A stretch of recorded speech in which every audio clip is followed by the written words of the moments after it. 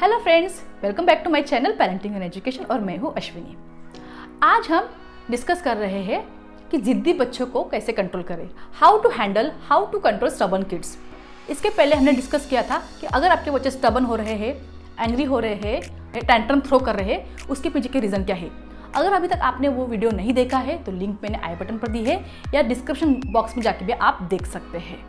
और आज की वीडियो हम कंटिन्यू करेंगे कि इसके क्या सॉल्यूशंस है, क्या ऐसे पेरेंटिंग टिप्स है जिससे पेरेंट अपने स्टबर्न किड्स को, अपने डिसोबिएंट किड्स को हैंडल कर सकते हैं। उससे पहले मेरी एक छोटी सी रिक्वेस्ट है कि अभी तक आपने मेरे चैनल को सब्सक्राइब नहीं किया है तो अभी कर दीजिए, क्योंकि मेरे चैनल पर आपको बहुत से ऐसे इन्फॉर्मेटिव वीडियो, बहुत से ऐसे पेरेंटिंग टिप्स मिल सकते हैं जो आपके लिए बहुत ही यूजफुल और इन्फॉर्मेटिव रहे। मेरी वीडियो आपको अच्छे लगते हैं तो प्लीज़ मेरी वीडियो को लाइक कीजिए और अपने फैमिली और फ्रेंड्स के साथ ज़रूर शेयर कीजिए। चलो तो आज का वीडियो स्टार्ट करते हैं।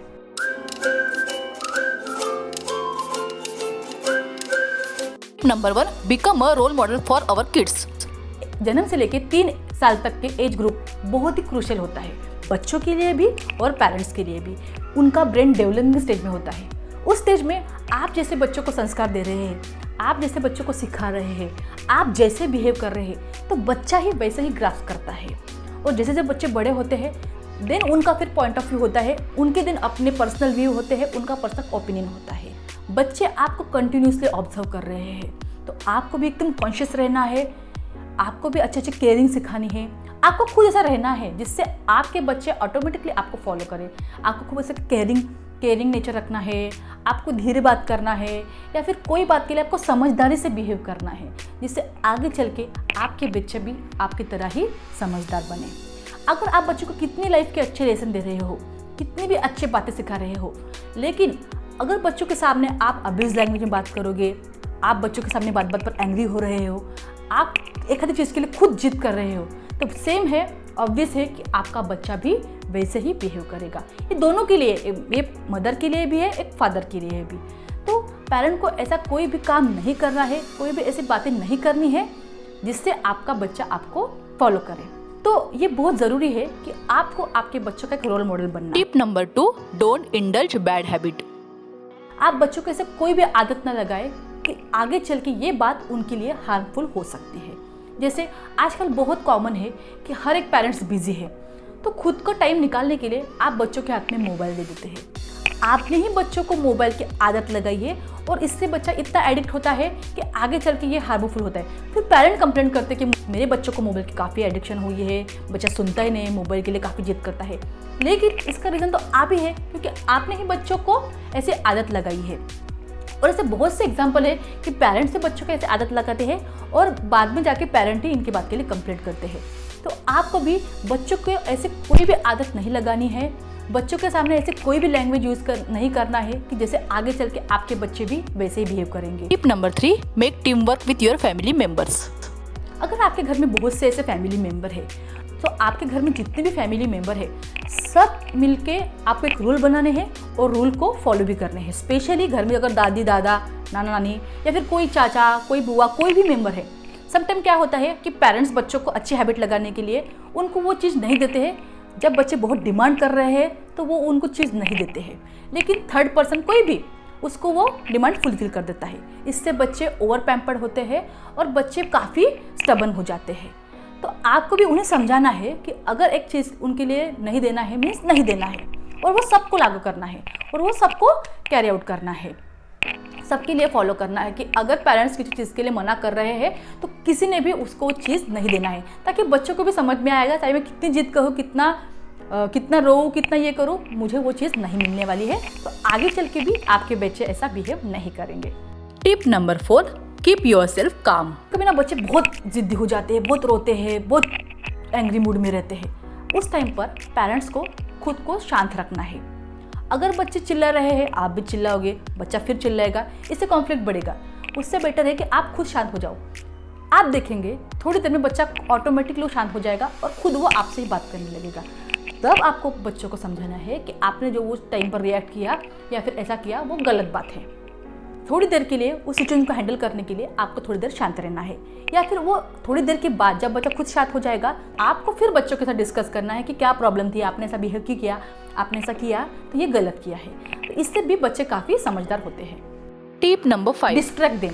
समटाइम क्या होता है, जब हम स्पेशली बाहर जाते हैं, शॉपिंग के लिए जाते हैं या किसी फंक्शन में जाते हैं, तो बच्चे क्या करते हैं, बच्चों को पता है कि बाहर हम कुछ भी मांगे या कुछ भी मांगेंगे, कुछ भी किसी भी चीज़ के लिए डिमांड करेंगे तो पेरेंट जल्दी ही फुलफिल कर देंगे। फॉर एग्जाम्पल, अगर आप किसी फंक्शन में गए हो और आपके बच्चा आइसक्रीम के लिए या फिर एक आधी चीज़ के लिए डिमांड कर रहा है, अगर आप नहीं दे रहे तो बच्चे क्या करते हैं, रोने लगते हैं, ज़मीन पर सो जाते हैं, बहुत ऐसे एग्रेसिव बन जाते हैं या फिर चिल्लाते हैं, ये करते हैं।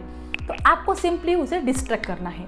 आपको कोई भी सी चॉकलेट, छोटी बड़ी जो उसकी फेवरेट चीज़ है उसको देना है और उसको शांत रखना है। इसके बच्चे इजीली डिस्ट्रैक्ट हो जाते हैं। और एग्जाम्पल नंबर 2, अगर आप शॉपिंग पर गए हैं या फिर आप कैश काउंटर पर कुछ खरीदी कर रहे हैं, तो वहाँ पर बहुत से चॉकलेट्स होते हैं, ऐसे बहुत सी चीज़ें होते हैं जिससे बच्चा इजीली उसकी डिमांड करे। तो आपको क्या करना है, अगर आपने शॉपिंग में कुछ भी बच्चों के लिए लिया है तो आपको बच्चों को बोलना है, अगर आपको ये चाहिए तो ये वापस करना पड़ेगा। तो इसलिए बच्चे भी डिमांड नहीं करेंगे, क्योंकि बच्चों को पता है अगर नई चीज़ लेना है तो पुरानी चीज़ हमें वापस देनी होगी। आप इजीली बच्चे को किसी बात में डिस्ट्रैक्ट कर दो, किसी और चीज़ में डिस्ट्रैक्ट कर दो। किसी के लिए डिमांड कर रही है तो उसका कोई भी एक आधी चीज़ उनकी फेवरेट, उसमें आपको उसको डिस्ट्रैक्ट कर देना है। ये वैसे भी आप बच्चों को इजीली कंट्रोल कर सकते। Tip number 6, tell them story. ये बहुत ही यूज़फुल आइडिया है, जिससे आप बच्चों को अच्छे मैनर्स, अच्छी बातें सिखा सकते हो। जब भी बच्चे का अच्छा मूड रहे है, और ये स्पेशली रात के टाइम में बहुत होता है, जब बच्चा सो रहा होता है, बच्चों को सोना होता है, उसके पहले आप थोड़ा सा स्पेशल टाइम उसके साथ स्पेंड करो। उसको अच्छी अच्छी बातें, अच्छी अच्छी स्टोरी बनाओ।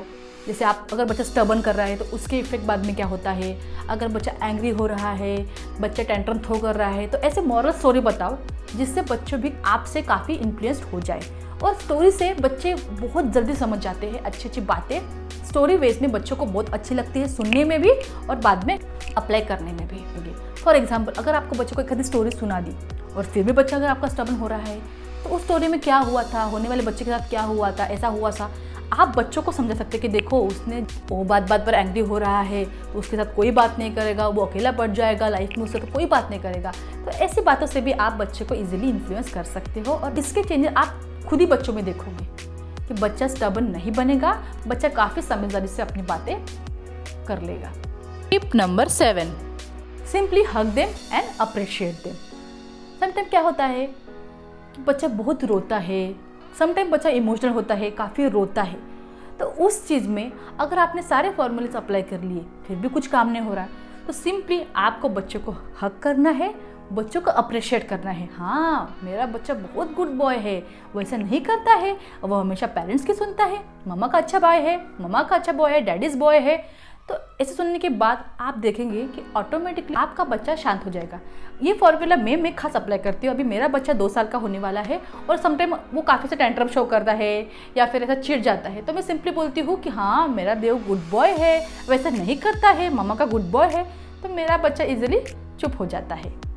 तो ये भी फॉर्मूला आप अप्लाई कर सकते हैं। Tip number 8, simply understand them. और ठीक है, समहाउ एक आधी बच्चा टेंट्रम शो कर रहा है और कुछ ऐसा रिएक्ट कर रहा है, ओवर रिएक्ट कर रहा है, एंग्री हो रहा है, तो ये सब कॉमन है। समटाइम अपने बॉडी के हार्मोन बदलते हैं, तो नेचुरल वे में हो सकता है, ये कॉमन हो सकता है। आपको ओवर रिएक्ट नहीं करना है, थोड़ी देर में बच्चा खुद ही शांत हो जाएगा।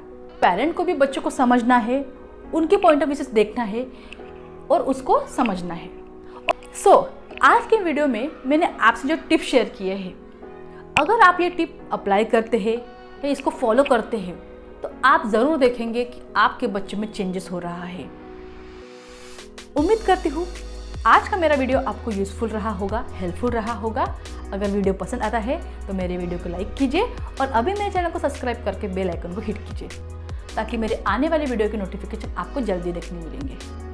फिर मिलते हैं एक नए इंटरेस्टिंग वीडियो के साथ। Bye, take care.